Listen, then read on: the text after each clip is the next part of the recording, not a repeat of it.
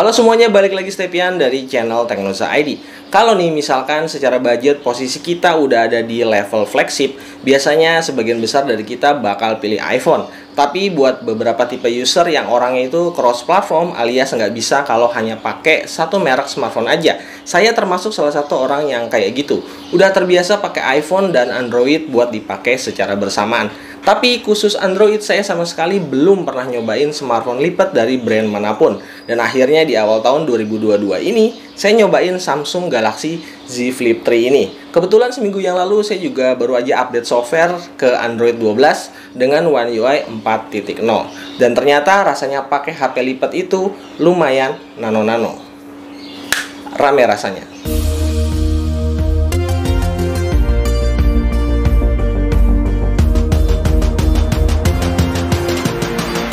Udah pada tau lah ya kalau nilai jual utama HP ini ya karena bisa dilipat.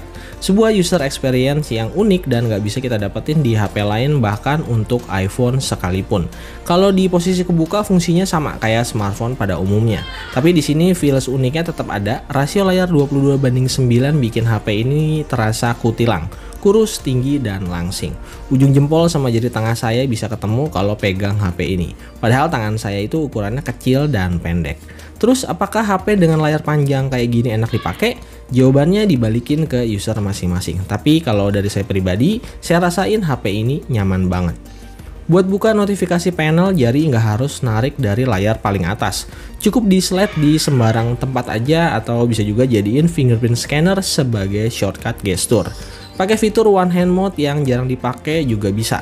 Kalaupun terpaksa harus pakai satu tangan. Selama dipakai kualitas layar lipatnya nggak usah ditanyain lagi. Antara spek tertulis dengan real di pemakaiannya sama. Layar 6,7 inci Dynamic AMOLED 2X, support sama SDR10 Plus dengan brightness peak sampai 1200 nits.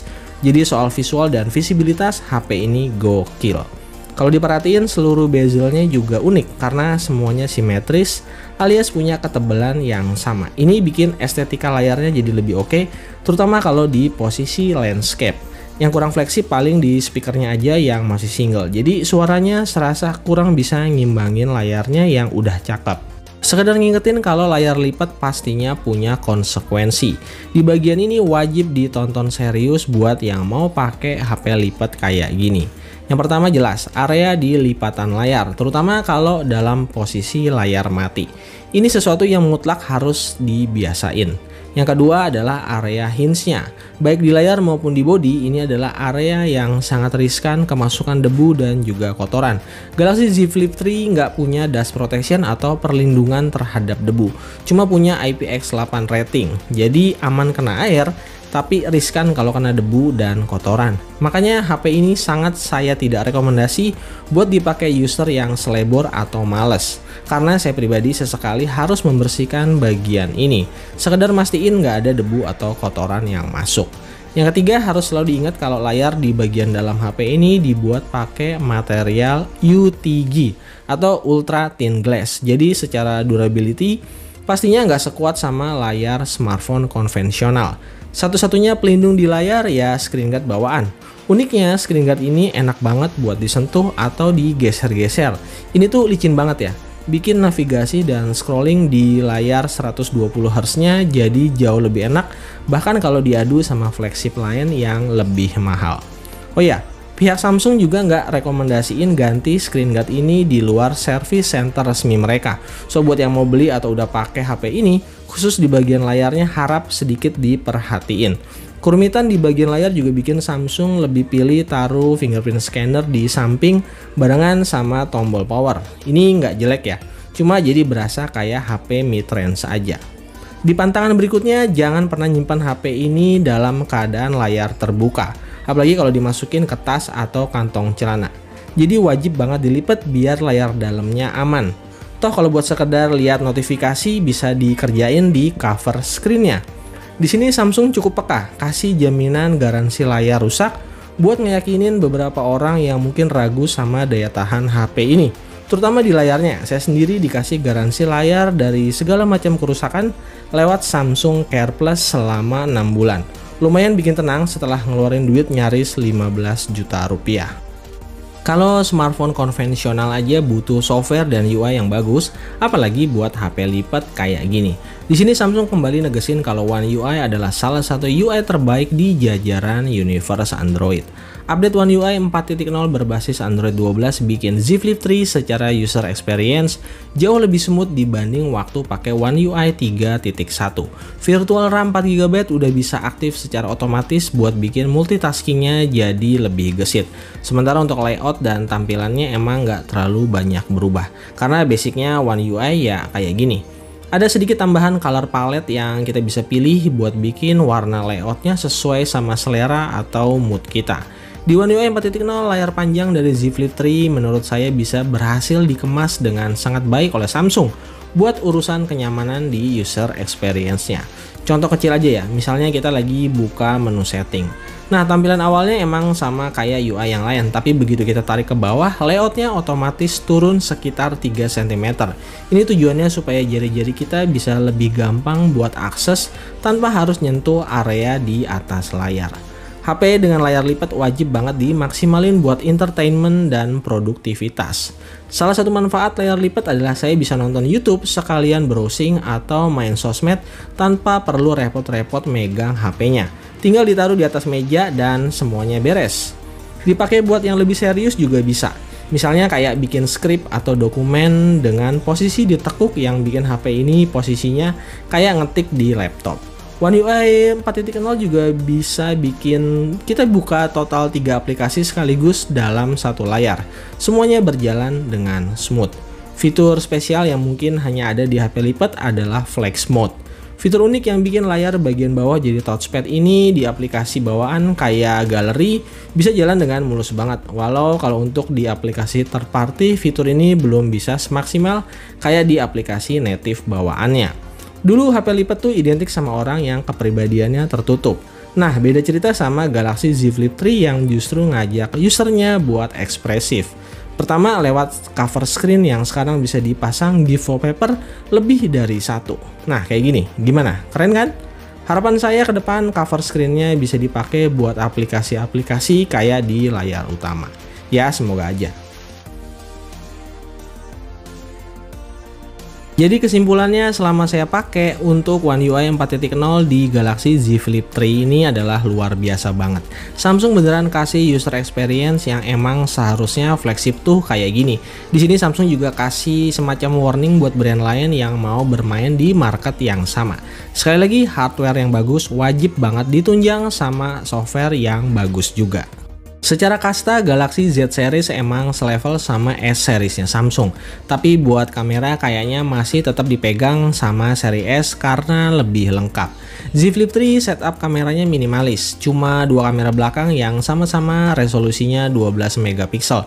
Bedanya di kamera ultrawide nggak punya autofocus dan OIS kayak di kamera utama. Kalau buat sensornya sama-sama pakai Sony IMX termasuk kamera depan 10 megapiksel. Sebelum ngomongin hasilnya, saya mau ceritain dulu kalau HP ini mekanisme kameranya jadi unik karena punya cover screen. Praktis, kamera belakangnya kita bisa jadiin sebagai kamera depan dengan manfaatin cover screen sebagai cermin atau viewfinder. Ini salah satu fitur unggulannya Z Flip 3, termasuk bikin feels digenggam pas ngambil video mirip kayak lagi megang handycam. Nah, hasil kameranya saya semuanya suka. Cuma pakai dua kamera yang penting-penting aja tanpa gimmick, tapi berhasil kasih foto-foto selayaknya flagship belasan juta. Warna yang keluar mateng, walau agak sedikit saturated khas Samsung, tapi masih dalam batas wajar, nggak sampai bikin detail fotonya miss atau nggak akurat. Dynamic range-nya mantul, luas banget, dan kameranya bisa hasilin foto-foto bokeh yang rapi sampai ke bagian pinggir. Untuk lensa ultrawide-nya lebar banget, FOV-nya 123 derajat dengan kualitas yang nggak terlalu jomplang sama kamera utama karena sama-sama 12 megapiksel. Sementara untuk kamera selfie 10 megapikselnya not bad lah, hasilnya masih terasa flagship. Cuma tetap aja masih kalah tajam sama kamera belakang yang dijadiin kamera selfie. Terakhir untuk foto-foto di kondisi low light, night mode di One UI 4.0 hasilnya kurang lebih kayak gini. Video recording di Galaxy Z Flip 3 bisa resolusi maksimal 4K 60 fps di kamera depan dan juga kamera belakang. Ciri khas flagship Samsung soal video recording yang nggak ada di semua flagship masih ada, yaitu bisa ngerekam video sambil pindah-pindah antara lensa kamera depan dan lensa kamera belakang. Hasilnya jos banget, flagship Samsung banget, termasuk untuk video di kondisi malam hari. Hasilnya juga memuaskan banget.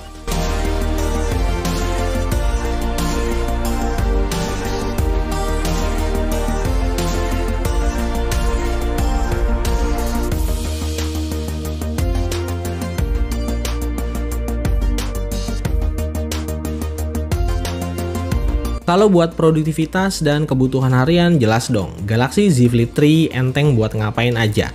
Kan pakai Snapdragon 888, jadi nggak ada masalah sama sekali di pemakaian harian. Tapi catatan pentingnya di sini, walau chipset yang dipakai monster, sayangnya kalau buat urusan gaming, smartphone ini tuh jadi pilihan kedua, ketiga, dan seterusnya. Makanya sesi gaming ini saya taruh di akhir video. Kalau boleh jujur buat main game, kalau nggak terpaksa banget, saya lebih pilih main game di HP lain. Bukan karena HP lipat itu jelek ya, tapi di sini yang jadi masalah adalah daya tahan baterainya. Dengan layar 6,7 inci plus refresh rate 120Hz, Galaxy Z Flip 3 sangat tidak direkomendasikan buat dipakai main game dalam durasi yang lama. Baterai 3300 mAh-nya bakalan cepet kehabisan nafas, kecuali kalau kalian mau bawa charger atau power bank. SOT yang bisa dikasih di One UI 4.0 emang udah lebih baik, tapi tetap aja susah kalau mau lebih lewat dari 5 jam, kecuali kalian set layarnya cuma di 60Hz aja. Buat yang penasaran, kalau dipakai ngegame, PUBG Mobile 10 menit berkurang 4%, Mobile Legends 20 menit 8%, terakhir Genshin Impact 30 menit berkurang 12%. Jadi HP ini kalau buat ngegame nafasnya pendek. Yang kedua, performa yang dilimitasi. Di sini Samsung sadar kalau mereka lebih baik pilih durability dibanding adu kencang. Snapdragon 888 yang terkenal buas dengan terpaksa harus dilimit demi kenyamanan dan keamanan. Setelah pakai One UI 4.0, secara benchmark skornya emang ada kenaikan sekitar 30.000 poin. Tapi karena ada limitasi, skor ini terbilang kecil kalau kita bandingkan Snapdragon 888 pada umumnya yang biasanya lewat dari 800.000 poin. Walau begitu, efek di gaming performance masih tetap terasa enak. Kalau buat game-game dengan grafis wajar kayak MOBA atau Battle Royale, Z Flip 3 bisa melahap gameplay dengan sangat baik di setting rata kanan. Catatan buat di PUBG Mobile, entah kenapa optimalisasinya cuma sampai smooth extreme, nggak bisa sampai HDR extreme atau smooth 90 fps. Limitasi yang paling terasa ada di Genshin Impact. Saya hampir nggak pernah pakai di setting highest 60 fps karena ujung-ujungnya bakalan throttling kalau panasnya mulai kelewatan. Udah gitu baterainya juga jadi boros banget. Buat main Genshin Impact, rekomendasinya di medium atau maksimumnya di high aja deh. Di sini grafisnya masih bisa manjain mata, tapi frame rate-nya kita bisa dapat lebih baik lah, walaupun ya agak ketahan di 35 fps aja. Jadi emang fakta ya kalau Snapdragon 888 di Z Flip 3 ini emang sengaja dilimit supaya gejala overheatnya masih bisa terkontrol. Sayangnya lagi Z Flip 3 nggak dikasih kepala charger di box pembelian. Untungnya kepala charger punya si Asus Zenfone 8 ini kompatibel sama protokol fast chargingnya HP ini.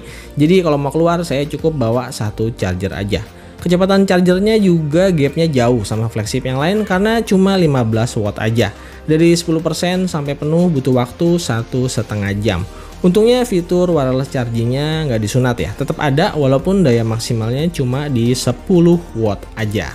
Sampai hari ini Samsung khususnya di Indonesia masih jadi pioner buat smartphone lipat, terlepas dari beberapa kekurangan yang emang masih ada di smartphone ini. Nah, ternyata smartphone ini tuh bisa kasih pengalaman yang cukup berkesan selama saya pakai, apalagi untuk harga yang ditawarkan, menurut saya masih termasuk value deal untuk ukuran flagship. Apalagi Samsung biasanya kuat banget kalau soal kolaborasi sama pihak merchant, yang tentu aja bikin harganya jadi makin worth it dengan promo-promo yang ditawarin. Tahun ini juga jadi tahun yang tanda tanya buat brand lain, apakah berani bersaing dengan Galaxy Z Series-nya Samsung atau malah membiarkan Samsung joget asik sendirian. Oh ya, buat yang belum tahu, baik Oppo maupun Huawei secara global udah bikin HP pesaing dari Galaxy Z Series. Tinggal ditunggu aja apakah berani dibawa masuk resmi ke Indonesia atau malahan enggak. Sekian video kali ini, like video ini kalau kalian suka. Yuk bantu-bantu subscribe channel ini buat lebih berkembang lagi. Kita bakal ketemu lagi di video-video Teknoza ID berikutnya. Step and out.